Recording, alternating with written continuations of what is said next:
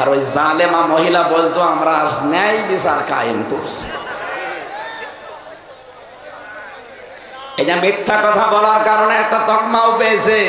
গত পরশুদিন রিপোর্ট বেরিয়েছে ভয়েস অফ আমেরিকা, তাম দুনিয়ায় 257টা রাষ্ট্র সবচাইতে নিকৃষ্ট মানুষের তালিকায় নাম এসেছে হাসিনা। 2 নম্বরে নাম এসেছে বাশার আল আসাদের, 3 নম্বরে ওই নেতানিয়াহু। এরকম 100 জনের নাম দেখলাম। প্রথম নম্বরে দুনিয়ার নিকৃষ্ট মানুষের তালিকা হাসিনা। এটা এমনি এমনি হয়নি, পুরাটা জীবনে মিথ্যা কথা। বিশেষ করে 15.5 বছর তো পুরা মিথ্যার উপরে টিকে ছিল। কথা বলেন না কেন? এটা নিরপরাধ মানুষের পক্ষে আমরা দাঁড়াতে চাই। আপনি এখানে রাজনীতির গন্ধ খুঁজবেন না। যদি রাজনীতির গন্ধ খোঁজেন তাহলে লুৎফুজ্জামান বাবরকে ফের জেলে দেওয়া লাগবে, কারণ সেও মার্ডার মামলার আসামি। কথা বলেন না কেন? সেও ফাঁসির আসামি, সেও মৃত্যুদণ্ডপ্রাপ্ত আসামি। তারে 17 বছর পরে ছেড়ে দিলেন কেন? আপনারা আমাদেরকে হাইকোর্ট দেখান। তার তো সরাসরি সাক্ষী দিয়েছে অনেকে। আর এই লোকের সাক্ষী হচ্ছে 3 প্রকার। কেউ দেখেছে 6 মাইল দূর থেকে, কেউ 3 মাইল দূর থেকে, কেউ 1.5 মাইল দূর থেকে। আল্লামা সাঈদীকে তো বের হলে দিলেন না, অথচ তার জীবনের সর্বশেষ মামলা ছিল ধর্ষণের মামলা। যে মহিলা তার ধর্ষণের মামলা সাজিয়ে নিয়েছে, এই জালেমরা যে মহিলাকে সাজিয়েছিল পিরোজপুরের, আদালত জিজ্ঞাসা করছে অ্যাডভোকেট তাজুল ইসলাম, যে মেয়ে মাওলানা সাঈদী তোমাকে ধর্ষণ করেছে? জি হ্যাঁ। তো তোমার জন্ম কত সালে? মেয়েটা বলছে 1975 সালে। ধর্ষিতা হয়েছে কত সালে? বলছে 1971-এ। অ্যাডভোকেট তাজুল ইসলাম ওই দিনই বলেছিল মাননীয় আদালতে পয়েন্টটা একটু লেখেন, জন্ম নিয়েছে 75-এ, ও ধর্ষিতা হয়েছে 71-এ। ওইটা রুহের জগতে, এই দুনিয়ায় না। মামলা কিন্তু ওই দিনই ঢিসমিস হয়ে যাওয়ার কথা। কথা বলে না কেন? কিন্তু বিচারপতি যিনি ছিল ওই সময় কালা মানিক, একটা টাটকা নির্ভেজাল শয়তান। ওই শয়তান বলেছিল সাঈদীকে আমি ফাঁসি দিতে পারলাম না, এটা আমার জীবনের আফসোস। পাপের বোঝা ওর যে পরিপূর্ণ হয়ে গেছে, এই জন্য আল্লাহ ওরে কলা পাতায় শুনিয়েছে। গলায় গামছা দিয়ে প্রশাসন টেনে নিয়ে এসেছিল এবং শুনলাম যে ওর বিসি উড়ে গেছে। যা, জীবনের মতো সংসার করার কাজ শেষ।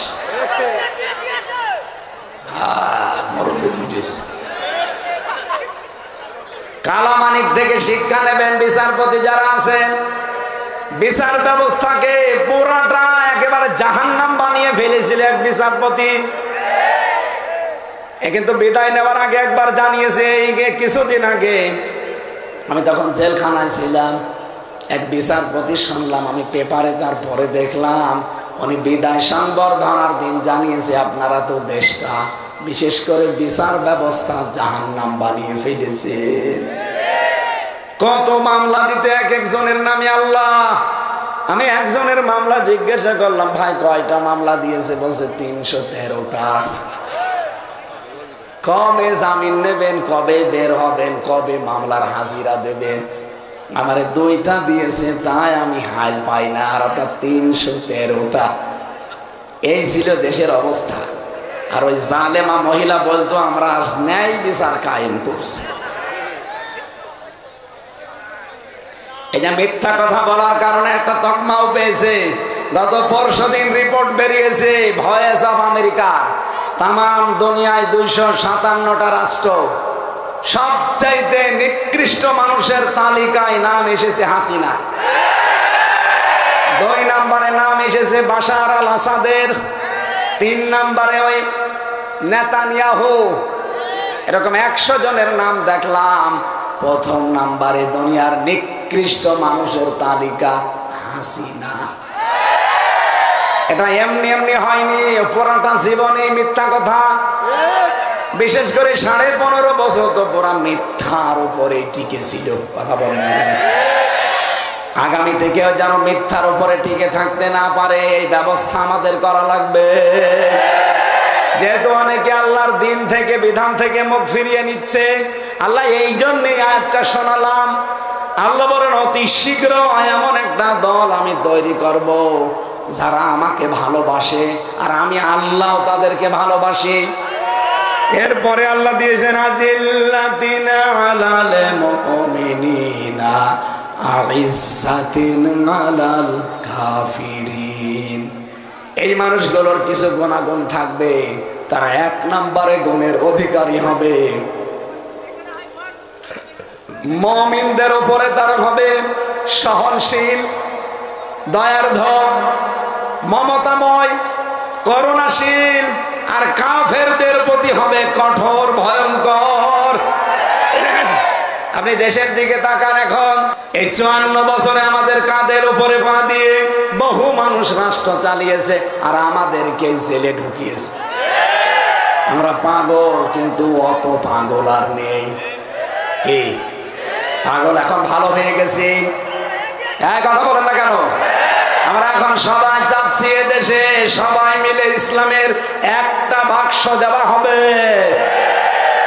এই জন্য 15 ভাগ মানুষ চাইতো। আগস্টের 5 তারিখের আগের রিপোর্ট দেখবেন, মাত্র 100 জনের 15 জন মানুষ বলতো আমরা ইসলামে দেশে কায়েম করতে চাই। এই 15 তারিখের রিপোর্ট। 100 জনের 66 জন মানুষ এখন বলছে আমরা এদেশে ইসলাম কায়েম চাই।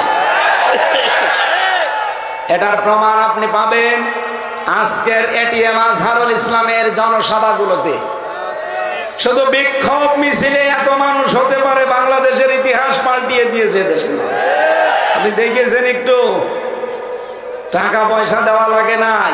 এতগুলো মানুষ যদি অন্য দলের মানুষ হয়ে এক জায়গায় করা লাগতো, কত হাজার হাজার কোটি টাকা খরচ হতো। অথচ এরা নিজেদের টাকা খরচ করে ইমানের দাবি অনুযায়ী গেছে। কারণ বিজয় দেওয়ার মালিকও আল্লাহ, কিন্তু মমিন হওয়ার মালিক আমরা। যদি আমরা সত্যিকারের মমিন হতে পারি, আল্লাহর কথা আল্লাহ ঠিক রাখবে। ইন্নাকা লা তুখলিফুল মিয়াদ, অবশ্যই আমি আল্লাহ ওয়াদা ভঙ্গ করি। সুতরাং উনি ওয়াদা যখন দিয়েছেন, এদেশে যদি দিন কায়েমের কথা একজনও বলে 18 কোটি মানুষের ভেতরে, সেই দলের লোকই সফল, সেই লোকটাই সফল হবে। আমরা যদি 18 কোটি মানুষও বিরোধিতা করি, আমাদের সফল হওয়ার কোনো কায়দা নেই। তাহলে আবার কোরআন মিথ্যা হয়ে যাবে। ওমাই ইয়াতাওয়াল্লাল্লাহু ওয়া রাসূলুহু ওয়াল্লাযীনা আমানু ফাইন্না হিজবাল্লাহি হুমুল গালিবুন। অবশ্যই যারা আল্লাহ, রাসূল এবং ঈমানদার, এই 3টা বিষয়কে আল্লাহ বলেন, ঈমানদার যারা আল্লাহর দিকে রাসূলের দিকে ফিরে আসে, এরা কিন্তু আল্লাহর সেনাবাহিনী। কি? এরা আল্লাহর সৈন্য, সেনাবাহিনী বলা হয়েছে তাফসিরে।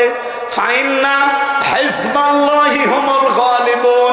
হিজবুন মানে দল, হিজবুন মানে আল্লাহ বলেন অবশ্যই আমি আল্লাহর দল এই পৃথিবীর ময়দানে গালেব হবে। এটা লেখা হয়ে গেছে। কাতাবাল্লাহু লা গালিবান্না আনা ওয়া রাসূলি ইন্নাল্লাহা কাওয়িয়্যুন আজিজ। সূরা মুজাদালা 21 নম্বর আয়াতের প্রথম অংশে আছে, আল্লাহ পাক বলেন কাতাবাল্লাহু লা আগলিবান্না আনা ওয়া রাসূলি। ও আলেম যারা আছেন এখানে, লামে তাকিদ নুনে সাকিলা, আল্লাহ বলেন এটা গ্যারান্টি দিয়ে বলছি, আমি আল্লাহ এবং আমার রাসূল যেখানে আছি তারা বিজয়ী হবে, এটা লিখে দিলাম। এটা যে আমাদের কোন চিন্তা দেখবেন আমাদের চেহারার ভেতরে নেই। এদেশে দিন কায়েম হলেও ভালো, না হলেও অসুবিধা নেই। কারণ দিনের মালিকও আমরা নাই, জমিনের মালিকও। বলেন বলেন, আমরা চেষ্টা করে যাব, হলে ভালো, না হলে আমার বেতন পাবো আমি বিকাল 5টায়, তার মানে জীবনের শেষ দিনে। আপনি বিরোধিতা করে আল্লাহর টার্গেট হয়ে গেলেন। এজন্য আপনাকে আমি বাঁচাতে চাই, আপনি যদি দিন থেকে মুখ ফিরিয়ে নেন, ইসলাম যেন কায়েম না হতে পারে সেরকম মেকানিজম করেন, ফন্দে ফিকির করেন, রাস্তা বের করেন। আল্লাহর কসম, আল্লাহ বলেন ফাসাউফা ইয়াতিল্লাহু বিকওমিন, এমন একটা দলকে আমি তোমাদের সামনে নিয়ে চলে আসব, ইউহিব্বুহুম ওয়া ইউহিব্বুনাহু, যারা আমি আল্লাহকে ভালোবাসে এবং আমি নিজেও তাদেরকে ভালোবাসি। এরকম একটা দল কিন্তু অলরেডি দেশে আল্লাহ আরম্ভ করে দিয়েছে। গত পরশুদিন, আজকে তো 19 তারিখ না, 18 তারিখ, 15 তারিখের একটা রিপোর্ট আছে, মাইক্রোসফটের রিপোর্ট দিয়েছে বাংলাদেশে একটা তৃতীয় শক্তির উত্থান হতে যাচ্ছে, যেটা ইসলামপন্থী। এদের নিয়ে দেশে ইসলাম যারা চায় তারা কিন্তু এখন দল বিদল নেই, সব এক হয়ে যাচ্ছে। ছোটখাটো মতভেদ যা ছিল সব ওরা অলরেডি ভুলে গেছে। কার টুপি লম্বা, কার টুপি গোল, কার টুপি কি, ওসব দেখার দরকার নেই।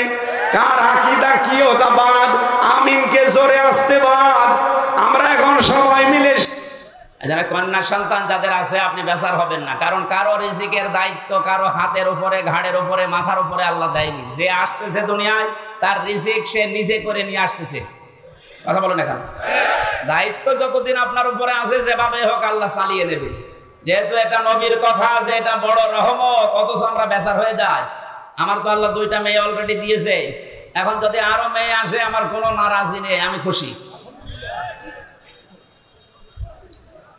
দ্বিতীয় নম্বরে হাদিসের ব্যাখ্যা শুধু বলছে, নবীজি জানিয়েছেন যারা মেয়ের বাবা আছো, মেয়েটা যখন কোনো বাড়িতে আসে ফেরেশতা পর্যন্ত বাড়িতে নাজিল হয়ে যায়। কোন ছেলে আসলে ফেরেশতা নাজিল হয়, এ কথা কোরআনেও নেই, হাদিসেও নেই। অথচ মেয়ে মানুষ আসলে ওই বাড়িতে আল্লাহ ফেরেশতাকে পাঠায়। ফেরেশতারা আসার পরে মাথার উপরে হাত দেয়, ওই কন্যা সন্তানকে উদ্দেশ্য করে বলে, এটা একটা দুর্বল দেহ, এটা দুর্বল দেহ থেকে বের হয়ে এসেছে। এই মেয়েটাকে যারা আদর যত্ন করবে, এর পেছনে শ্রম দেবে, দিনের শিক্ষা দেবে, সব পাত্র থেকে পাত্রস্থ করবে, কিয়ামত পর্যন্ত আল্লাহর সাহায্য ওই বাবা মা গার্জিয়ানের উপরে থাকবে। বলেন সুবহানাল্লাহ। এজন্য আল্লাহর এই বড় দয়া, বড় রহমত আমরা যেন বেজার না হই কোনোদিন। মেয়ে হওয়া মানে স্ত্রীর উপরে রাগ না, আপনার রাগ হচ্ছে আল্লাহর উপরে, কারণ ওটা তার স্ত্রী বানায়নি, বানিয়েছে কে? দ্বিতীয় নম্বরে পেয়েছি সবচেয়ে বড় দয়া আল্লাহর পক্ষ থেকে, অথচ মানুষ বেজার হয়ে যায়, তার নাম মেহমান। নাম কি? এটার সাথে বাস্তবতার মিল আছে। যত ধনী মানুষ হোক, মেহমান আসলেই কেমন যেন মন খারাপ হয়ে যাচ্ছে। অথচ মেহমান যখন আসে, নবীজি বলেন সে তার নিজের খোরাকি সাথে নিয়ে আসে। বলেন সুবহানাল্লাহ। বিশ্বনবী জানিয়েছেন 3 নম্বরে বৃষ্টি, 4 নম্বরে আল্লাহর নবী বলেন রোগ ব্যাধি। রোগ ব্যাধি যার যত বেশি হবে, তার দুনিয়ার অপরাধগুলো আল্লাহর মাধ্যমে মাফ করিয়ে নিষ্পাপ করে তার কাছে নিয়ে যাবে। সিস্টেম অপর পৃষ্ঠায় দেখুন তিরমিজি শরীফ, নবীজি বলেন 4টা বিষয়ে মানুষ আনন্দ পায়, 4টা বিষয়ে মানুষ খুশি হয়, কিন্তু আল্লাহর কাছে সবচাইতে ঘৃণিত নিকৃষ্ট এই 4টা। তার 1 নম্বরে নাম পেয়েছি যৌতুক। এদেশে নেই। সামাজিক ভাবে আন্দোলন গড়ে তোলা লাগবে। বৈষম্য বিরোধী ছাত্র আন্দোলনের মাধ্যমে যেহেতু সংস্কার চলছে, আজ বাংলাদেশের সমাজগুলো থেকে যৌতুক নামে এই মানবতার মহা কৌতুক বিদায় করে সংস্কার করা লাগবে। এই জন্য যতগুলো সংগঠন কাজ করছে মেয়েদের পক্ষে নাম নিয়ে, নারী পক্ষ, নারী স্বাধীনতা আন্দোলন, নারী বিপ্লব পরিষদ, নারী মুক্তি পরিষদ, এদেরকে বলছি এই 53টা বছর পার হয়ে গেল, আজ আপনারা যৌতুক মুক্ত করতে পারেননি। ইসলামের হাতে 5টা বছর তুলে দেন, যৌতুক নামে মানবতার সাথে মহা কৌতুক বাংলাদেশ থেকে মানুষ ঝাঁটিয়ে বিদায় করবে।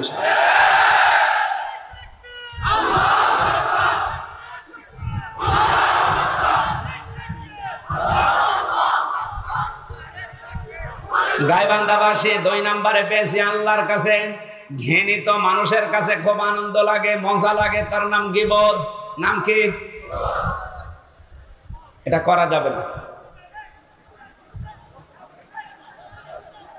আপনারা কথা বন্ধ না করলে তো আমি কথা ভুলে যাবো। কথা বন্ধ করেন। মানুষের আসলে চাপ খুব বেশি হয়ে গেছে। নবীজি বলেন 3 নম্বরে মিথ্যা বলা, 4 নম্বরে সুদ আর ঘুষ খাওয়া। এই 4টা বিষয় আল্লাহর কাছে ঘৃণিত, কিন্তু মানুষ খুব বেশি আনন্দ পায়, মজা পায়। আমরা যেন বিরত থাকতে পারি, বলেন আমিন। দরুদ আর সালাম পাঠ করে আমাদের নবী কিয়ামতে যাকে সামনে তোলা হবে আর তার উম্মতদেরকে পেছনে তোলা হবে। এখন নবীর উম্মত আমরা হতে পেরেছি কিনা এটাকে নিজের কাছে জিজ্ঞাসা করি। আল্লাহর নবী জানিয়েছেন আমার উম্মত তো তারা।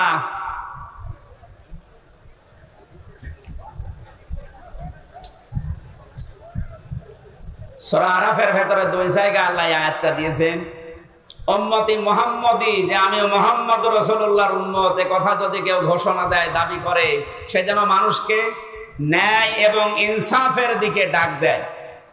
আপনার বিবেকের কাছে আমি প্রশ্ন করছি, আমি রাজনৈতিক কোনো এজেন্ডা নিয়ে আপনার কাছে কথা বলছি না।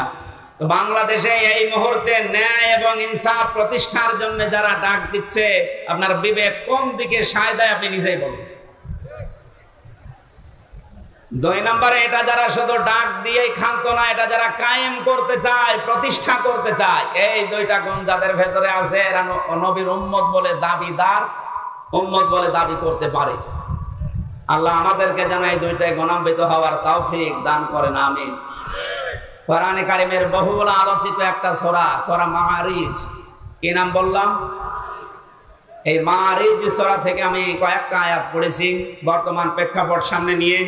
কোরআনে কারিমের আয়াতকে আমি তাফসীর আকারে কথা বলার চেষ্টা চালাবো। ওমা তাওফীকি ইল্লা বিল্লাহ। জবান খুলে আগে একটু তেলাওয়াত করেন, আউযু বিল্লাহি মিনাশ শাইতানির রাজীম, বিসমিল্লাহির রহমানির রহিম, ওয়ালা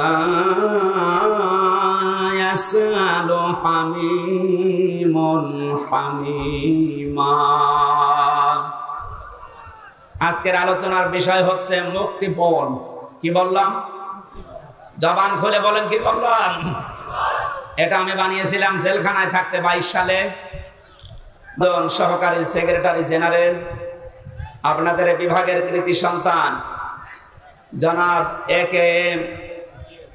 এটিএম আজহারুল ইসলাম, উনি আমাকে জেলখানায় থাকতে বলেছিল, হামজা এই বইটা পড়ো, অনেক তথ্য জাতিকে দিতে পারবা, প্রোডাক্টিভ মুসলিম। ওর ভেতর থেকে আমি একটা সাবজেক্ট বানিয়েছিলাম কোরআনে কারিমের আয়াতের সাথে। ওখানে বাংলা লেখা দেখেছিলাম, এর নাম হবে মুক্তিপণ। কি বলেন তো? এই শব্দটা নিয়ে আজকে আমরা ব্যাখ্যামূলক কথা বলবো ইনশাআল্লাহ। এখনো আওয়াজ আসছে কানে?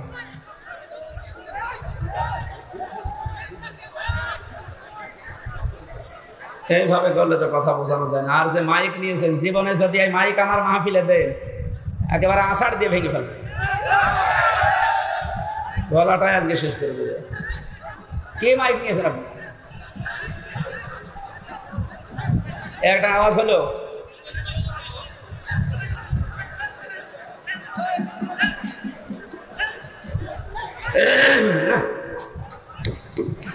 ভুল করেছে, আজকে না আসায় ভালো ছিল। হাসানের আর মাহফিল কোনোদিন দিবা না, ছাতা কিছু জানে না, বোঝে না, আন্দাজে মাহফিল বলি যে এত করে যে টাকা পয়সা আমার দরকার কম দিয়ে আপনি জেলা শহরের মাইক নেবেন। রংপুর থেকে মাইক নিয়ে আসা যায় না? কোথায় বাদাম বিক্রি করে মাইক নিয়েছেন? এত জোরে আওয়াজ দিয়েও যদি আওয়াজ না শোনা যায়, আপনারা নিজেদের আওয়াজ একটু বন্ধ করেন তো ভাই। হ্যাঁ, একটু আওয়াজ বন্ধ করেন। আপনাদের বিভাগের সন্তানের কাছে পাওয়া বই থেকে যেহেতু এই সাবজেক্টটা বানানো, উনি থাকলে বাইরে আপনাদেরকে শোনাতেন। যেহেতু উনি এখনো ভেতরে, আমরা আশা করছি খুব তাড়াতাড়ি আল্লাহ আমাদের ভেতর ওনাকে ফিরিয়ে দেবে। আমিন। কি আপনারা চান না? এই কথা বলেন না কেন? মাওলানা মামুনুল হক উনি আমার সাথে পাশের রুমে আমারে ছিল। মাঝে মাঝে জামাতে ইসলামী বাংলাদেশের যে মানুষগুলোকে বিনা অপরাধে ফাঁসি দেওয়া হয়েছে, আমি এই কথা সিঙ্গাপুরে, মালয়েশিয়া কয়েকদিন আগে এখানে বলেছিলাম। এই জালেম যারা এ দেশে 17 বছর জুলুম করে গেল, এই জালেমদের দোষর এখনো ওখানে পালিয়ে আছে। ওরা যে ওই দেশের রাষ্ট্রদূত যারা পররাষ্ট্র মন্ত্রণালয় আছে, ওদের কাছে নালিশ দিয়েছে যে উনি যুদ্ধ অপরাধী যারা মামলার আসামি তাদের পক্ষে কথা বলে। এটা যদি আমার অপরাধ হয়ে থাকে, আবু সাইদ সহ বাংলাদেশের হাজারের উপরে কয়েকদিন 5 তারিখের আগে যারা মানুষকে বিদায় করে দিল, এরা কি মানবতা বিরোধী অপরাধী না? আপনি শুধু নিজের দিকে টানবেন কেন? এরা যারা মারা গেছে এরা মানুষ না?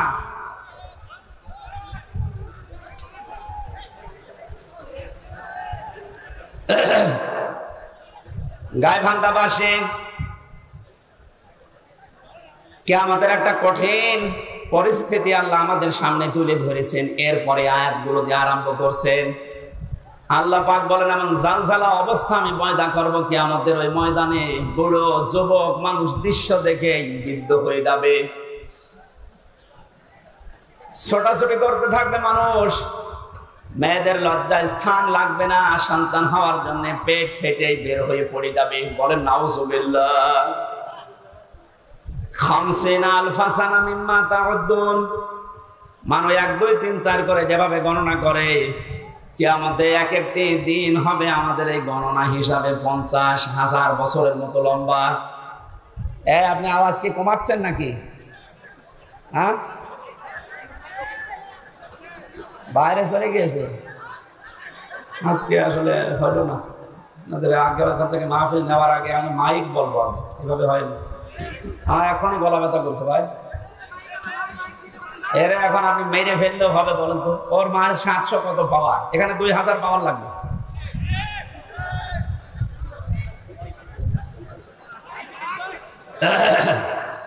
ডাক্তার শফিকুল ইসলাম মাসুদকে দিয়ে যে কাজ হবে, এখন কে দরবেশ বাবারে দিয়ে সে কাজ হওয়ার কথা? এ জানিয়ে এসেছে ও দরবেশ বাবার মতো, এখন লাগবে শফিকুল ইসলাম মাসুদের মতো। কথা বলছে না কেন? আপনি পাবেন কোথায়? এই জন্য তো আমার কষ্ট হয়ে যাচ্ছে। এরকম একটা দৃশ্য আল্লাহ সামনে যখন নিয়ে আসবেন, আল্লাহ পাক আমাদেরকে সতর্ক করছেন, কোন বন্ধু কিন্তু বন্ধুর পরিচয় পর্যন্ত দিতে রাজি হবে না। আজ বাংলাদেশে আমরা একটা বাস্তব অভিজ্ঞতা দেখতে পেলাম, বন্ধুর পরিচয় দেওয়া না, বন্ধু অনেককে পরিচয় করিয়ে দিয়েছে। এই যে অবৈধ আনিসুল হক করে যখন ধরেছে, ও যদি নিজে চলে যেত, দরবেশ বেশি ছিল, ধরা খাওয়ার পরে বলছে আমারে ওই যে ওরে নিবেন না, দরবেশ কেন হচ্ছে বললো আমি নৌকার মাঝি। কিসের মাঝি? ভালো করে তাকান সালমান। ওরা আশ্চর্য হয়ে গেছে যে মানুষ এত নিচে নামতে পারে। বাঁচার জন্য মানুষের দুনিয়ায় যদি এই করে, তাহলে বোঝা যাচ্ছে দাড়িটা এটা নবীর সুন্নাত হিসাবে রাখে না, এটা ধোঁকা দিয়ে বোকা বানানোর জন্য রেখেছিল। আল্লাহ বলেন কিয়ামতের সবচাইতে বড় আপন বন্ধু যারা, এই মানুষগুলো নিজেরা নিজেদেরকে পরিচয় দেবে না। যখন তাদেরকে অন্যের দৃষ্টিগোচর করা হবে, সামনে যখন মানুষকে নিয়ে আসা হবে, মানুষগুলো সবচাইতে বড় বেঈমানি করবে যে না আমি চিনি না। আল্লাহ পাক বলেন ইয়াবাদুল মুজরিমু লাউ ইয়াফতাদি মিন আযাবি ইয়াউমিদিন বিবানি। এই কঠিন পরিস্থিতি যখন তৈরি হবে, এই মানুষটা নিজেকে বাঁচানোর জন্য ও যা আছে সব ফিদিয়া হিসাবে, জরিমানা হিসাবে দিতে রাজি হয়ে যাবে। আজকে দরবেশের কথা দেখেছেন যে আমারে ছেড়ে দেন, বাংলাদেশ আমি ঠিক করে দেব। মুক্তিপণ হিসাবে মানুষ ওই দিন সব দিতে রাজি হয়ে যাবে। পৃথিবীতে যত আপন জন আছে তাদের নাম আল্লাহ সিরিয়াল আকারে কিছু দিয়েছেন।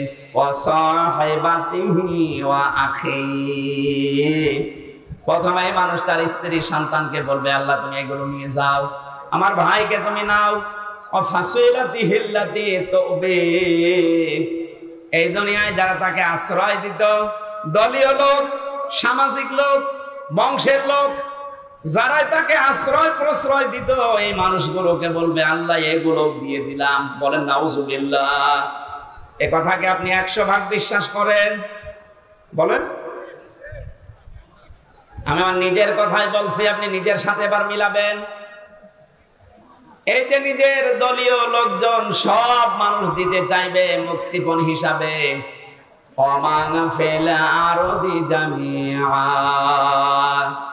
এমনকি দুনিয়ায় তার স্থাবর অস্থাবর যত সম্পদ ছিল সব আল্লাহকে বলবে আল্লাহ নিয়ে নেন, সুম্মা ইউনজি, এরপরও আমাকে আপনি নাজাত দেন, বাঁচান। মুক্তিপণ হিসাবে যেগুলোর নাম বললাম, নিজের স্ত্রী সন্তান, ভাই ভক্তর, দলীয় লোক, দুনিয়ার সব স্থায়ী অস্থায়ী সম্পদ, ওর আর কিছু আছে? সব দিতে রাজি হবে কোরআন বলছে। এরপরেও বলবে আমাকে বাঁচান, আমাকে ছেড়ে দেন। আল্লাহ পাক জানিয়েছেন সঙ্গে সঙ্গে কাল্লা, কখনো না, ইন্নাহা লাযা,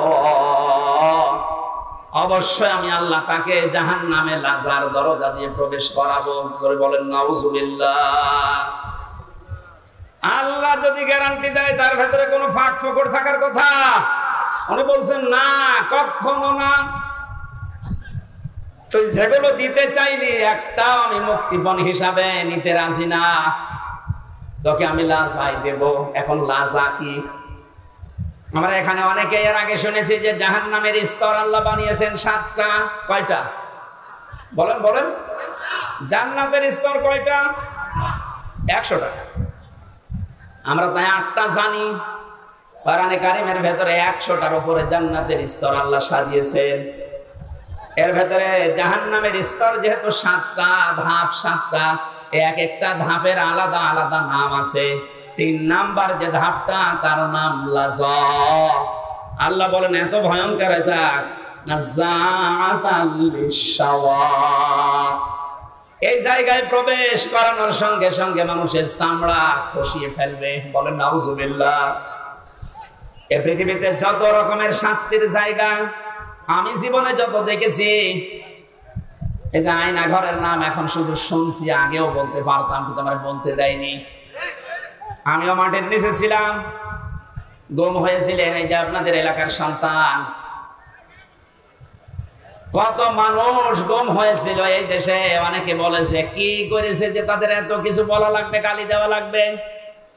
বাংলাদেশে যদি জালেমেরা কিচ্ছু না করে থাকে, ওদের শাস্তি দেওয়ার জন্য, বরদোয়া করার জন্য আয়না ঘরে যথেষ্ট। আমি শুধু নাম শুনেছি, যে বাস্তবতা কত নির্মম। একটা পশুর সাথেও মানুষ এত নিকৃষ্ট আচরণ করে না।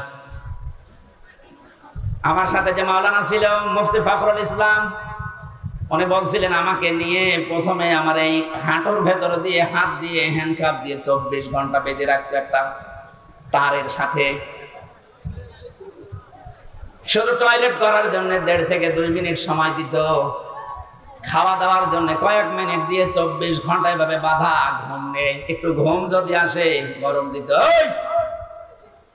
আপনি বলেন তো কোন বিড়াল বেঁধে রাখে মানুষ, পাখি খাঁচার ভেতরে রাখে, তারপরে তো কঠিন আচরণ করে। এরপরেও যদি জালেমরা নিজেদের জুলুমের ফেরেশতা খুঁজে না পায়, কি করেছি আমি যে আমার পদত্যাগ করা লাগবে? প্রকাশ্যগুলো তো বাদই দিলাম, গোপনে যেটা এইটাও যদি এখন সামনে ভালোভাবে নিয়ে আসেন, আপনি যে জালেম ছিলেন পৃথিবীতে তামাম দুনিয়া স্বীকার করবে। এই জন্য উপদেষ্টার যারা আছে তাদের একজন আসিফ, এই ছেলেটা জানিয়েছে বাংলাদেশের আয়না ঘর যেখানে যেখানে আছে এগুলো ধ্বংস করা লাগবে না, এগুলো রেখে দেন। মানুষ যেন দেখে বসে যে পৃথিবীর ময়দানে বাংলাদেশ নামক জায়গায় একটা জালেম ছিল। জালেমদের জন্য আপনি মায়া দেখায় অনেকে এখন বলে না কি আর করেছেন। সারা দেশের 18 কোটি মানুষও যদি আপনাকে মাফ করে দেয়, আমি আমার বাস্তবতা থেকে বলছি ব্যারিস্টার আরমানের বউ আপনাকে মাফ করবে না।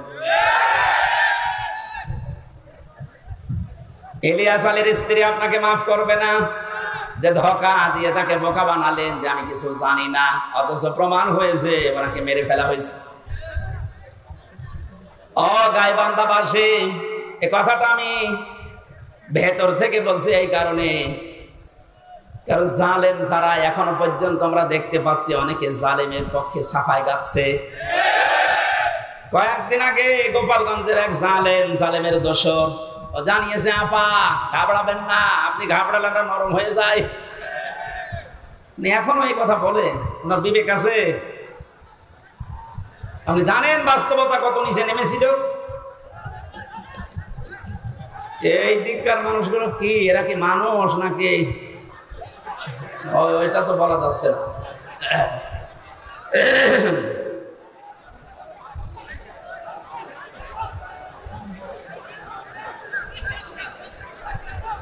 না, এদের জন্য শেষ করে দেওয়া লাগবে। কি করে ভলান্টিয়াররা মনে হয় দায়িত্ব পালন করছে না, নাকি এরা এদের বিবেক বুদ্ধি সব ব্যাংকে রেখে এসেছে? এখানে কি করেন আপনি? হ্যাঁ, এমনিতে মাইক মনে তো না, কোনো আওয়াজ আছে, আবার এরা যদি একটা ডিস্টার্ব করে কিভাবে?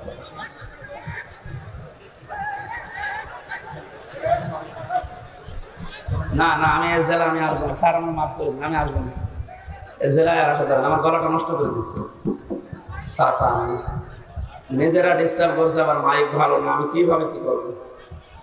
সুবহানাল্লাহ আলহামদুলিল্লাহ লা ইলাহা ইল্লাল্লাহ, সুবহানাল্লাহ আলহামদুলিল্লাহ লা ইলাহা ইল্লাল্লাহ। সাইদ ভাইয়ের মা, মগধ ভাইয়ের মা, ইয়ামিন ভাইয়ের মা, রায়হান ভাইয়ের মা, তোমরা বড়ই ভাগ্যবতী, আনলে ধরাই দিনের জ্যোতি, সালাম জানাই তোমায় ফেরেশতা মা, সালাম জানাই তোমায় ফেরেশতা। বলেন মারহাবা। আবু সাইদকে নিয়ে কয়েকদিন একটা ভিডিও চলছিল যে ওরা শহীদ হয়নি, নিজে গুলির সামনে বুক পেতে দিয়ে আত্মহত্যা করেছে। এই কথাটা যদি কেউ মন থেকে বলে থাকে, আহলে হাদিসের নামে নাকি একটা লোক এই কথা জানিয়েছে। এই কথাটা যে বলেছে, ও যদি তওবা না করে ওর ঈমান চলে গেছে। কারণ এই যে শহীদ, এই শব্দটা গরু ছাগলের নামের আগে লাগানো হয় না। এ কত দামি শব্দ জানেন? মানুষ যেন শহীদের বিরুদ্ধে মুখ দিয়ে কিছু না বলে, আল্লাহ মুখের উপরে নোটিশ দিয়েছেন, ওয়ালা তাকুলু লিমা ইউকতালু ফি সাবিলিল্লাহি আমওয়াত বাল আহয়াউ ওয়ালাকিন লা তাশউরুন। আল্লাহ পাক সূরা বাকারার 154 নম্বর আয়াতে জানিয়েছেন, এই মুখ দিয়ে কোনোদিন এই কথা বলবি না যে আবু সাইদ এমনি মারা গেছে, না ও শহীদ হয়েছে। ও মরে গেছে জীবনও বলবি না, ও জিন্দা, বাল আহয়াউন, শুধু জিন্দা না।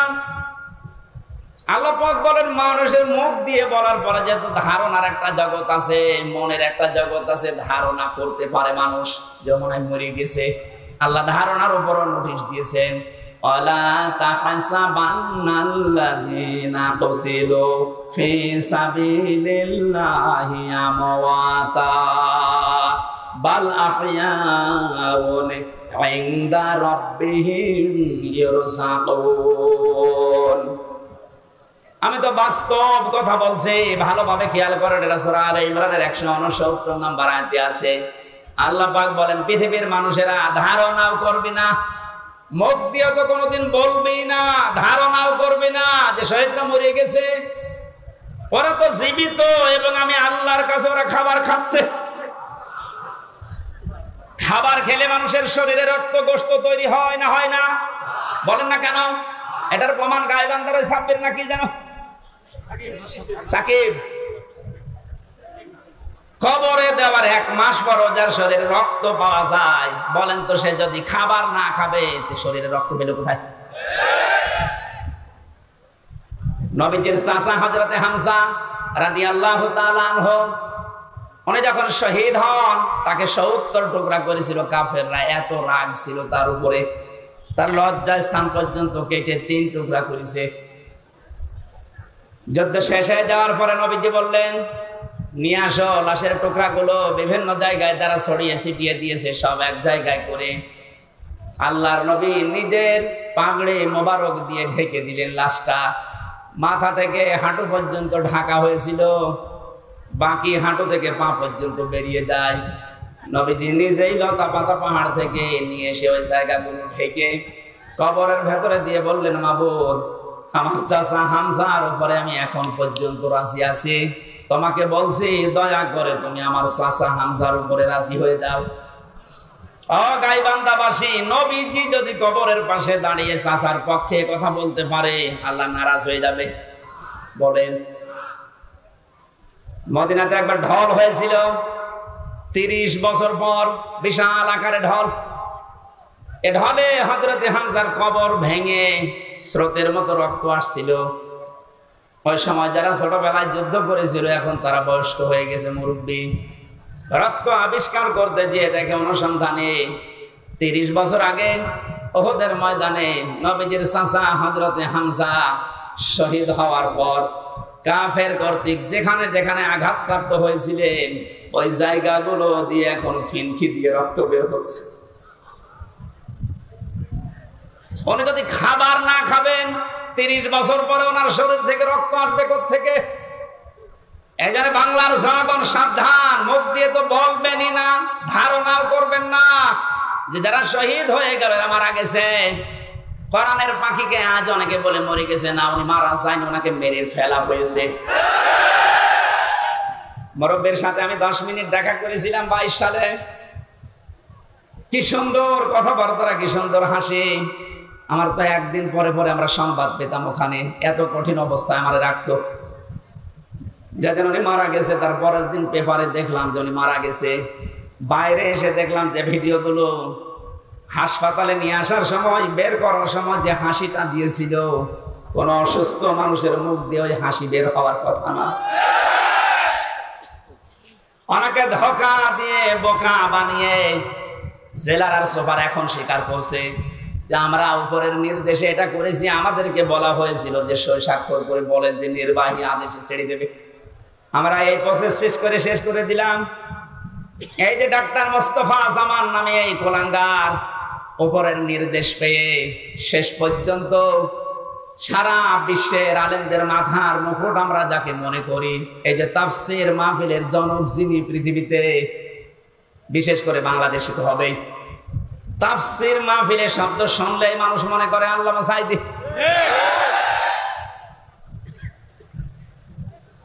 কি ছলা কলা করে ষড়যন্ত্র করে তাকে ইনজেকশনের মাধ্যমে দুনিয়া থেকে বিদায় করে মানুষকে দেখিয়েছে, বিশ্ববাসীকে জানিয়েছে উনি এমনিতে মারা গেছে।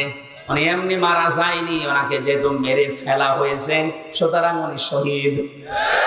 কথা বলেন না কেন? আজকে বিমানে আসার সময়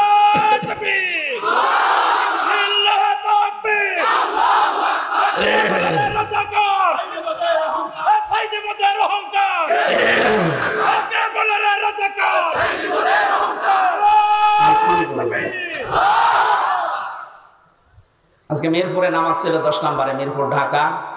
নামাজ শেষ করে প্লেনে ওঠার পরে আমার পাশে যে লোকটা বসে আছে উনি আমারে বলছিল, হুজুর আমরা আপনার দলের লোক না, কিন্তু আমরা জানি আপনাদের আলেম কোলের শিরোর। লোকটা দেখলাম আল্লাহ রাসূল বিশ্বাস করে না, কথাবার্তা রাজা বুঝলাম। আমাকে বলছে আল্লামা সাঈদী আপনাদের কোরআনের পাখি বলে যারে জানেন, এই লোকটাকে এমনি মারা যায়, ওনাকে মেরে ফেলা হয়েছে। আপনারা যারা আছেন এই মানুষগুলাই চুপ করে, এই মানুষগুলোকে আপনারা বলেন এই ডাক্তার মোস্তফা জামানকে নিয়ে আপনাকে যে রিমান্ডে নিয়েছিল 10 দিন, ওরে 2 দিন নেন।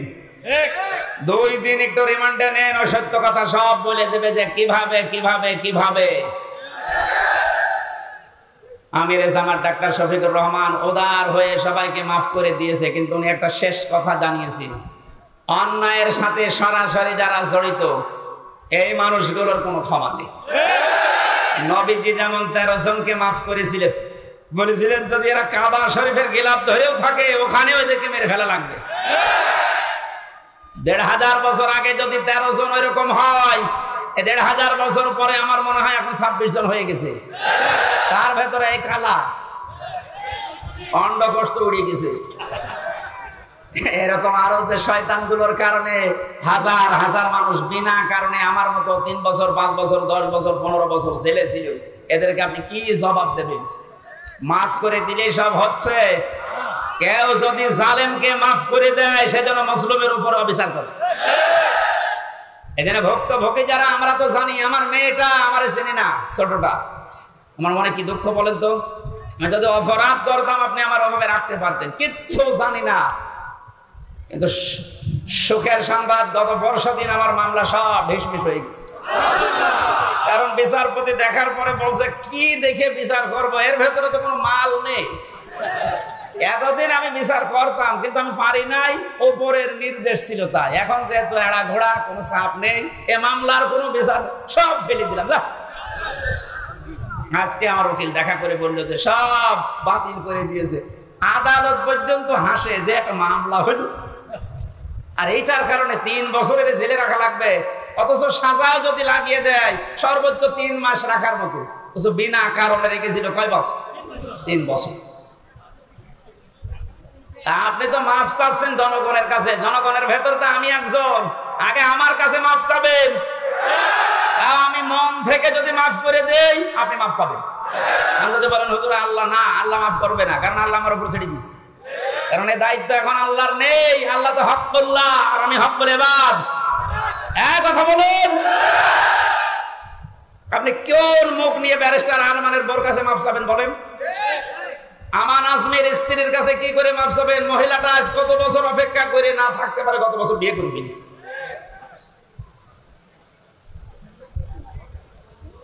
শয়তান পর্যন্ত আমার মনে হয় কান্নাকাটি করেছিল, কিন্তু জালেমদের মনের ভেতরে একটু দয়া আসে না। এত বড় কঠিন হয় মানুষ, একটু জানিয়ে দিতে পারতেন আপনি গোপনেও যে আপনার স্বামী বেঁচে আছে, আপনি ধৈর্য ধরেন, বের হবে। আপনি মেরে না ফেলে বাঁচিয়ে রাখলেন, আর আমরা জানি যে উনি নেই। মেরে ফেললে হয়তো ব্যারিস্টার আরমানের স্ত্রী অন্য জায়গায় বিয়ে করতো, যদি সংবাদ পেত যে আমার স্বামী নেই। কিন্তু এমন অবস্থায় রেখেছিলেন এর 8টা বছর, এত তারপরও কোনো অপরাধে জড়ায় নাই, ভাগ্য ভালো। কথা বলে না কেন? অন্য কোন সাধারণ মেয়ে লোক হলে কত কিছু কত জায়গায় পৌঁছিয়ে দিত।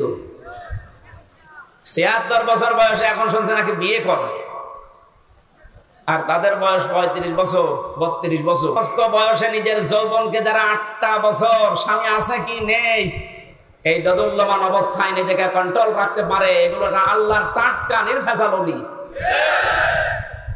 আর অনেকে ফতোয়া দিয়েছিল আল্লাহর ওলি মহিলা এই পৃথিবীতে একজন আছে, এদেশে যদি কেউ জান্নাতে যায় মানবতার কন্যা জান্নাতে যাবে। শয়তান এগুলো শুনতো আর হাসতো, আল্লাহ তুমি আমারে শয়তান বানিয়েছো। গাইবান্ধাবাসী যে আয়াতটা দিয়ে আমি কথা শুরু করেছিলাম, এবার আসেন আল্লাহ বলেন যে নাযাআতাল লিশাওয়া, এ দরজা দিয়ে প্রবেশ করার সঙ্গে সঙ্গে মানুষের চামড়া খুশি যাবে। রিমান্ডে আমিও 10 দিন ছিলাম, আমাকে ওরা শাস্তি দিয়েছিল কঠিন, 11 ঘন্টা টাঙিয়ে রেখেছিল, চোখ কালো কাপড় দিয়ে বেঁধে, হাত হ্যান্ডকাপ দিয়ে, পায়ে ডান্ডা বেড়ি দিয়ে এমন অবস্থায় টাঙিয়েছিলাম 4 ওয়াক্ত নামাজ পড়তে পারি নাই। একেবারে যে কোরআন আমার সামনে, আমি সত্য কথা বলছি, যোহর আসর মাগরিব ইশা আমি ইশারায় বলছিলাম, কারণ জানি না যে এখন যোহর না আসর। মাটির নিচে এমন এক ঘরে নিয়েছিল, ওখানে দিন রাত বসা যায় না। এই কঠিন অবস্থাতে শুধু জিজ্ঞাসা করতাম যে স্যার এখন কি নামাজের সময় হয়েছে, ছাড়ি দিত উপর থেকে, কিসের নামাজ পড়বা। যে কয়টা অফিসার আমি দায়িত্বে পেয়েছি, ও একটা এত খারাপ, এত জানোয়ার, আল্লাহর ভুল ধরতো। বলেন যে লোকটা আল্লাহর ভুল ধরতে পারে তার কাছে আমির হামজা কি? আমরা মাঝে মাঝে এই নখ তুলে নেওয়ার যে যন্ত্রপাতি গুলো আছে নিয়ে এসে বলতে যে নখ তুলে এইগুলো দিয়ে, আর ওখানে জালেমদের একটু শুধু ডিম মারছে তাই অনেকের সহ্য হচ্ছে না।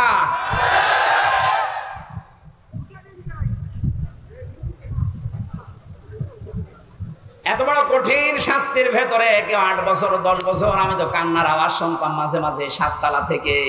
কারারক্ষীরা বলতো, এমনকি ওখানে প্রশাসনের যে মানুষগুলো বলতো, হুজুর এখানে অনেকেই 2 বছর 3 বছর 5 বছর আছে, কেউ জানে না। আপনি যদি বাইরে যেতে পারেন বলবেন। ভাগ্যের নির্মম পরিহাস, বের হওয়ার পরে এমন এমন থ্রেট দিয়েছে, যদি কোনো কথা উচ্চারণ করি আমিও গায়েব হয়ে যাব। আল্লাহ যেহেতু নিচে দয়া করে এখন সুযোগ দিয়েছে, এ বাংলাদেশে শুধু ডিবি অফিসে না, এই ডিজিএফ এর দায়িত্বে যারা আছে, আর্মির এখানে মাটির নিচে আয়না ঘর না, এরকম বহু জায়গায় আছে যেখানে যেটা আছে খুঁজে বের করে ওখান থেকে সবাইকে তাড়াতাড়ি মুক্ত করে দেন। এটা মানবতার সাহিত্যের সবচাইতে বড় অপরাধ, এই আয়না ঘর, এই গুম। আজকে বিশ্ব গুম দিবস ছিল। বাংলার মানুষেরা এ কঠিন কঠিন শাস্তির পরও আমরা ব্যারিস্টার আরমানের দিকে তাকিয়ে দেখলাম ওনার মাথার চুল উঠে গেছে কিন্তু চামড়া ওঠে নাই। আর আল্লাহ বলেন নাযাতাল লিশাওয়া, এই লাজা দিয়ে প্রবেশ করার সঙ্গে সঙ্গে মানুষের আগে চামড়া উঠে যাবে। এখন আপনি টের পাচ্ছেন যে কত বড় ভয়ঙ্কর জায়গা। এই লাজার ভেতরে আল্লাহ বলেন তাদউ মান আদবারা ওয়া তাওয়াল্লা, তাদেরকে লাজা ডাকতে থাকবে যারা সত্যকে সত্য জানার পরেও পিঠ ফিরিয়ে চলে গেছে। এই দেশে 8:30 থেকে 9:30 থেকে আরাম আরম্ভ করেছি, এখন 10:30 বাজতেছে। একটা ঘন্টায় যত কথা বললাম, একটা কথা কোরআনের বাইরে, হাদিসের বাইরে মন মতো বলেছি। এখন উদাহরণ যদি দিয়েছি কোরআনের সাথে মিলিয়ে দিয়েছি। এই সত্য পথের দিকে আপনাকে আমি আহ্বান জানাচ্ছি। আমরা এক জালেম থেকে মুক্ত হয়ে পৃথিবীর আর কোন জালেমের হাতে ধরা দিতে চাই না। আমরা এখন কোরআনে কারিমের বাস্তব অভিজ্ঞতা দেখতে চাই। কারণ এই দেশটা 53 বছর স্বাধীন হয়েছে, বাবা চালিয়েছে অনেক দিন। আমরা দেখলাম, আমি দেখি নাই, মুরব্বী দেখেছি। স্বামী চালিয়েছিল, আমি দেখি নাই, কারণ 92 সালে জন্ম। এ মুরব্বীরা দেখেছে। চাচা চালিয়েছিল, আমি দেখেছি না, কানে জানি না, শুনেছি। কথা বলছে। ববরটা তো দেখলাম, ভাবিরটা দেখেছি। সবাই তো সবার মতো চালিয়েছে। এখন শুধু দেখতে বাকি আছে যে কোরআন দিয়ে দেশ চললে কেমন দেখা যায়।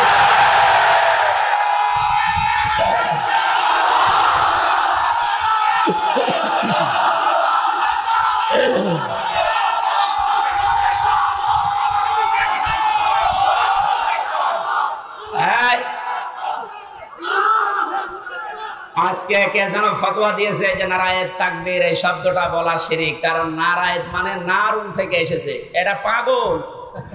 নারায়ণ শব্দটা নারতুন থেকে, নারতুন মানে উচ্চ, তাকবীর মানে আল্লাহর আওয়াজ। তাকবীর মানে কি? নারায়েত তাকবীর, এই উচ্চ আওয়াজে আপনি তাকবীর দেন, এই শব্দটা এখান থেকে। ওরা নারায়ে এখান থেকে নিয়ে এসেছে, নারুন মানে আগুনের তাকবীর।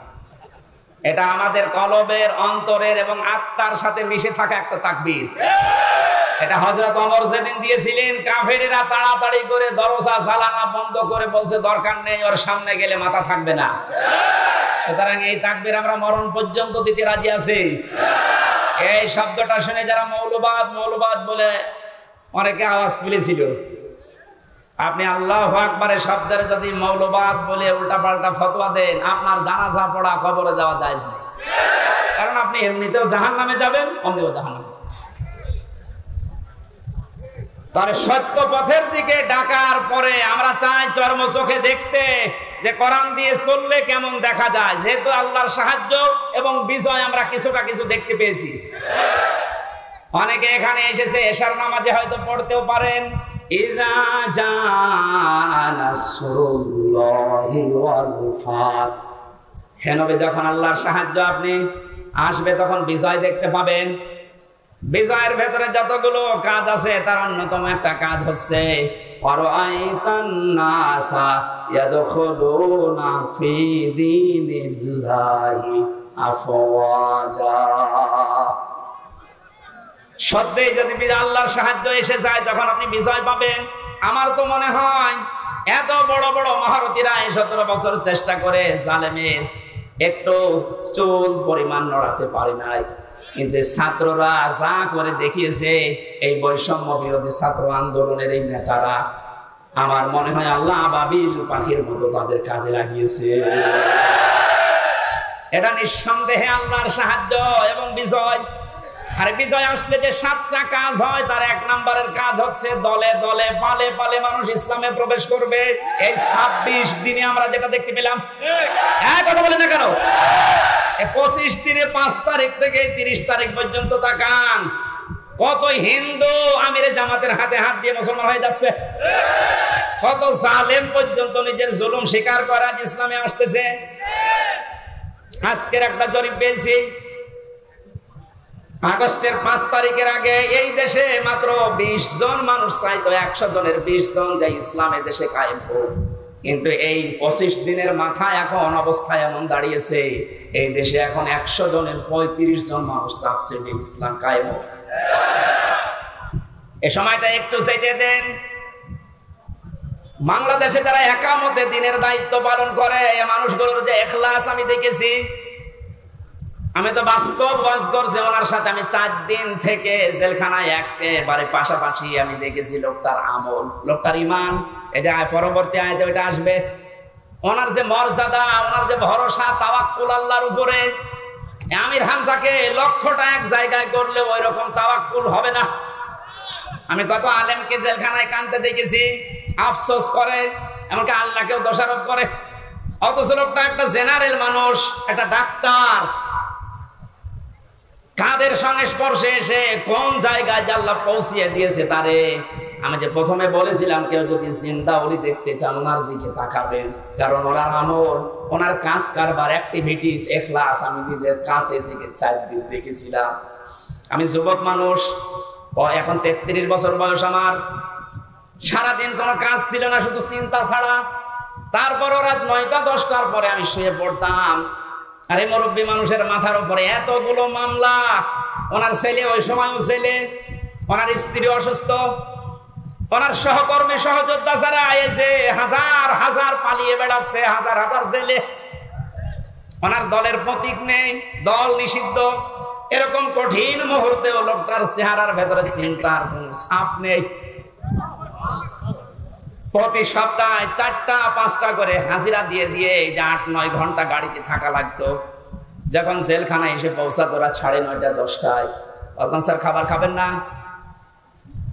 আপনার এই যে এখানে কিছু দুষ্ট লোক আছে, ওদের মাধ্যমে মোবাইল পাওয়া যায়, চুরি করে নিয়ে এসে দেয়। আমার বংশে হামজা মোবাইল দিয়ে করব কি? কেন আপনার সন্তান আছে, ছেলে, আপনার স্ত্রী অসুস্থ, আপনার দলের লোক সব পালিয়ে বেড়াচ্ছে, একটু খোঁজ নেবেন না? আমারে যেটা শুনিয়েছে ওই কঠিন মুহূর্তে আমারে বলছে, হামজা আমার সন্তান সহ, স্ত্রী সহ, আমার সহকর্মী সহযোদ্ধাদেরকে আমি আল্লাহর হাতে রেখে এসেছি। আমার তো একেবারে পুরোপুরি বিশ্বাস ওই দিন থেকে যে ওনার এই তাওয়াক্কুলের কারণে এই 25 দিনে 20 থেকে 35-15% মানুষ ইসলামে আসা বেরিয়ে গেছে। এখানে মানুষগুলোর ইখলাসের আপনি দাম দিতে শেখেন। এদেশের দেশপ্রেমিক হিসাবে যদি এখন 1 নম্বরের তালিকায় থাকে যারা ভুয়া ভুয়া তুলেছিল, তাদের এখন মানুষ চিনে ফেলেছে। বাংলাদেশে একজন প্রতিযশা আলেমে দিন মুফতি কাজী ইব্রাহিম বাইরের দেশ থেকে ঘোষণা দিয়েছে, মানে কিন্তু পাগল ছাগল না, 10 জন আলেম যদি এই দেশে থাকে তিনি একজন। ঘোষণা দিয়েছে এই বাংলাদেশে যদি কেউ দেশপ্রেমিক বলে দাবি করে সেটা 1 নম্বরে জামাত আর শিবিরেরা। বাকি গুলো যারা এগুলো বলতেছে, এই কথা শুনে নাই, বাকি যারা এগুলো তোলে অধিকাংশ গুলোই মিথ্যাবাদী। দেশপ্রেমের ধোয়া তুলছে যে আমি দেশপ্রেমিক, অথচ শরীরের ভেতরে দেশপ্রেমের কোনো চিহ্ন নেই।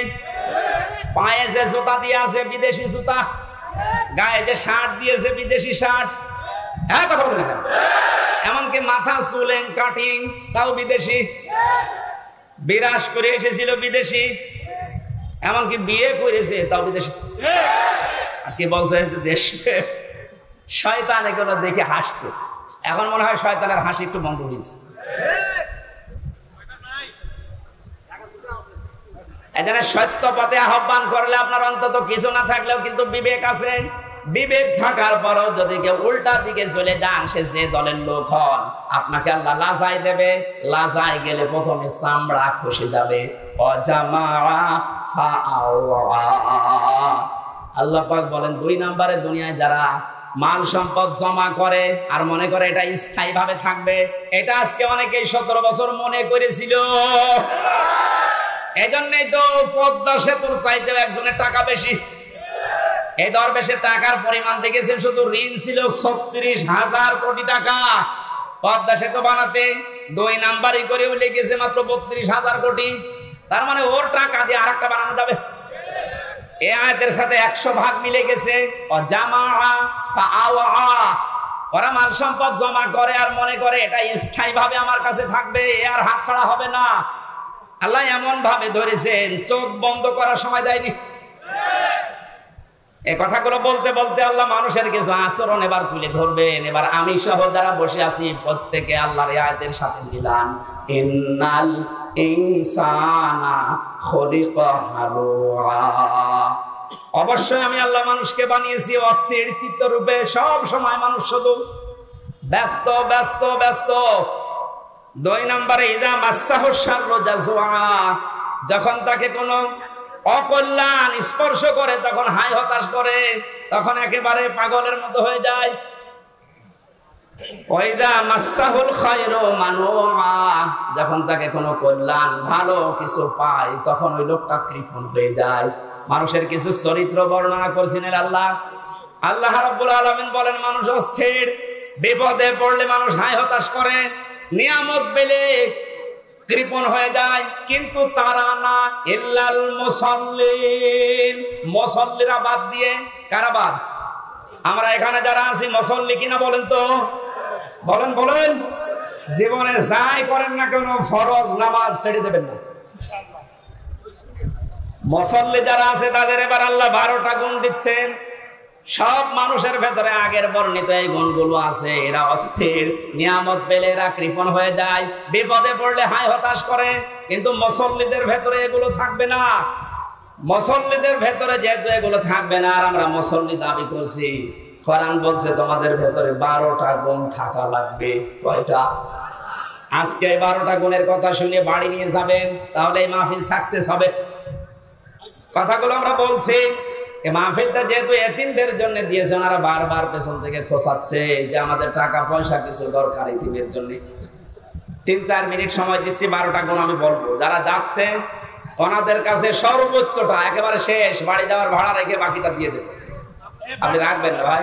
আমার আশপাশে যদি আর কোনো জায়গায় অনুষ্ঠান আছে, মনে হয় যে পীরগঞ্জে আছে একটা, এরপরে কোথায় কোথায় যেন আছে আমি মনে নেই সঠিক, এলাকায় আসলে এশার নামাজের পরে আমরা তুলে দিয়ে, আর মাইক নেবেন জেলা শহরের পাওয়ারওয়ালা মাইক। আমার আজকে গলাটাও ব্যথা করছে। যারা যাচ্ছে আমি পারিবারিক জীবন নিয়ে মেয়েদের জন্য 2টা বই লিখেছিলাম, জেলখানায় বসে বসে কোর্ট করে, বাইরে এসে ওটা পাবলিশ করেছি। ওই যে গাড়ি আছে ডানে, আপনার মেয়ের জন্য, বিশেষ করে মেয়ের জন্য আর বর জন্য নিয়ে যাবেন।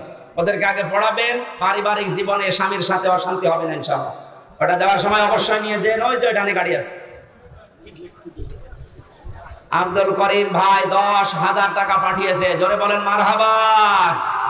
মাওলানা নজরুল ইসলাম ভাই 10,000 টাকা, লিল্লাহে তাকবীর। আলেমরা টাকা দিচ্ছে, আর যাদের টাকা আছে এরা কি করছে? আবু বকর সিদ্দিক ভাই পাঠিয়েছেন 5,000 টাকা, জোরে বলেন মারহাবা। আবু তালিব সরকার ভাই পাঠিয়েছেন 3,000। আল্লাহ রাব্বুল আলামিন এই আলেমদের এবং ইকামতের দিনের এই খাদেমের, এমনিতে তারা মাজলুম, এই 15 বছর এই মাজলুম মানুষগুলোর টাকা যেন আবু বকরের সাথে কবুল করেন। এই ওঠাউঠি করে মুসলমান এফিডেভিট করা আছে। গোলাম মোস্তফা 10,000, গোলাম মোস্তফা ভাই এই মাহফিলের জন্য এতিমদের 10,000 টাকা বড় ধরেন, বলেন মারহাবা। আল্লাহ যেন তার জীবনের বিপদ আপদ গুলো দূর করে দেয়।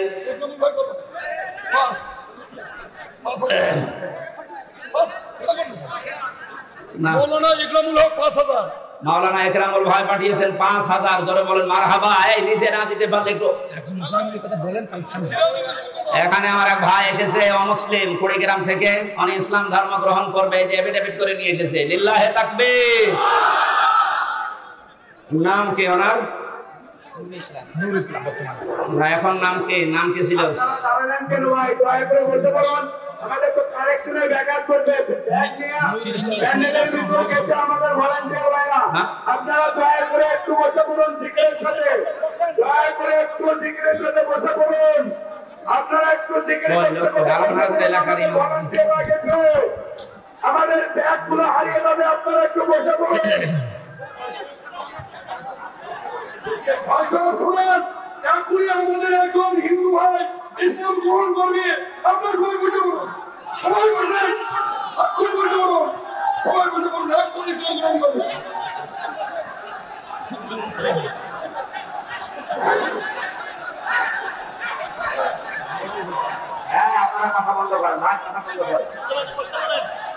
হযরত ওমর যখন মুসলমান হতে এসেছিলেন বিশ্বব্যাপী তাকবীর দিয়েছিলেন। আপনারা তো লিল্লাহি তাকবীর।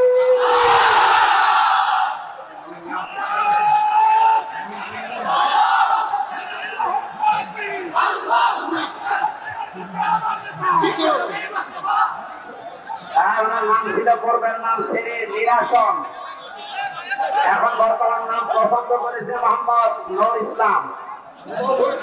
ওনাকে আমরা কালিমা পড়ানোর মাধ্যমে আমাদের ইসলাম ধর্মে দীক্ষিত করবো ইনশাআল্লাহ। এই আপনারা কথা বলতে পারেন। বিসমিল্লাহির রহমানির রহিম। লা ইলাহা ইল্লাল্লাহ মুহাম্মাদুর রাসূলুল্লাহ। আশহাদু আল্লা ইলাহা ইল্লাল্লাহু ওয়াহদাহু লা শারীকা লাহু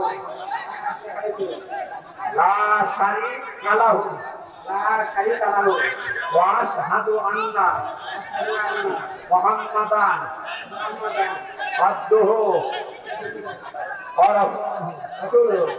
আমি সাক্ষ্য দিচ্ছি আল্লাহ বাদে কোন মাবুদ নেই, ইলাহা নেই, ইবাদত করার যোগ্য কেহ নেই, এবং আমি আরো সাক্ষ্য দিচ্ছি মুহাম্মাদুর রাসূলুল্লাহ আল্লাহর বান্দা এবং রাসূল। বান্দা এবং রাসূল, বান্দা এবং রাসূল, বান্দা এবং এই মুহূর্তে উনি আমাদের ভেতরে নিষ্পাপ। আমাদের সবারই গোনা অল্প কম বেশি আছে, ওনার এখন আর কোনো গোনা নেই। আমরা এই নাটক মুসলিমদের ভাইয়ের পক্ষ থেকে আমরা ওনাকে বুকে আলিঙ্গন করছি। লিল্লাহি তাকবীর।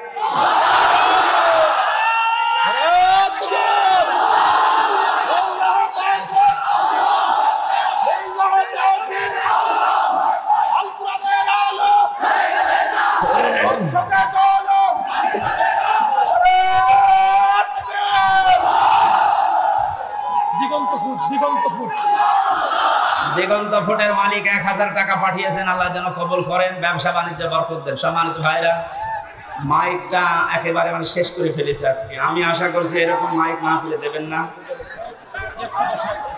একটু আমরা এখনো মজলুম অবস্থায় আছি এবং মুসাফির অবস্থায় আছি। বসেন ভাই, তারপর অসুস্থ অবস্থায় আছে। যেখানে দাঁড়িয়ে আছেন বসেন তো। এই যে দাঁড়িয়ে আছে ওটা স্ত্রীর জন্য, মেয়ের জন্য মাস্ট বি, অবশ্যই নিয়ে যাবেন সাথে করে। পরিবারে আমার মনে হয় জেলখানায় আমি দেখেছি 100 জনের প্রায় 70 জন এই পারিবারিক মামলার কারণে জেল কাটতেছে। এটা যেন আর না হয় সেই জন্য লিখেছিলাম, ওটা নিয়েছেন। আল্লাহুম্মা আমিন। লা ইলাহা ইল্লা আনতা সুবহানাকা ইন্নী কুনতু মিনাজ জালিমিন। রব্বুল আলামিন, বৈষম্য বিরোধী ছাত্র আন্দোলনে যে মানুষগুলো জীবন দিয়ে গেল, যাদের মাধ্যমে স্বাধীনভাবে তোমার কোরআনের কথাগুলো আমরা বলতে পারি, শুনতে পারি, তাদেরকে তুমি শাহাদাতের মর্যাদা দান করো আল্লাহ। তোমার যে বান্দা আজকে তোমার ইসলাম ধর্মে দীক্ষিত হয়েছে, নাম নিয়েছে নূর ইসলাম, ইসলামের আলো, মেহেরবানি করে ওমরের মতো বানিয়ে দাও। এই পলাশবাড়ির ময়দানে যারা কোরআনের জন্য কষ্ট স্বীকার করেছে এদেরকে মাফ করে দাও। আগামীতে এই মাহফিলটা কোরআনের খেদমতে, কোরআনের প্রচার প্রসারে বিশাল আকারে কবুল করো। মা বোনদেরকে মাফ করে দাও। আইলে আমার কণ্ঠের মারাত্মক ব্যথা করছে, আমার কণ্ঠটা তুমি ভিক্ষা দাও। রব্বুল আলামিন, যত আলেম এখানে বসে আছে, একামতের দিনের খাদেমরা বসে আছে, এদেরকে তুমি আবু বকরের সাথে কবুল করে নাও। এই বাজারে যত মানুষ ব্যবসা বাণিজ্য করে, আল্লাহ ব্যবসা বাণিজ্য বরকত দিয়ে দাও। যত এতিম এই পলাশবাড়ির মানুষেরা লালন পালন করছে, আল্লাহ এতিমদেরকে মেহেরবানি করে মুহাম্মদ রাসূলুল্লাহ যেহেতু এতিম ছিলেন, তার সাথে তুমি কবুল করে নাও। এদের অভাব অনটন দূর করে দাও। এই রংপুর বিভাগের মানুষেরা, বিশেষ করে আমরা জানি বাংলার অন্য এলাকার তুলনায় এরা এমনিতে একটু গরিব মানুষ, আল্লাহ এদের অভাব দূর করে দাও, এদের স্বভাব তুমি ভালো করে দাও। এই গাইবান্ধা জেলাটা কোরআনের ঘাঁটি, সারা বাংলাদেশে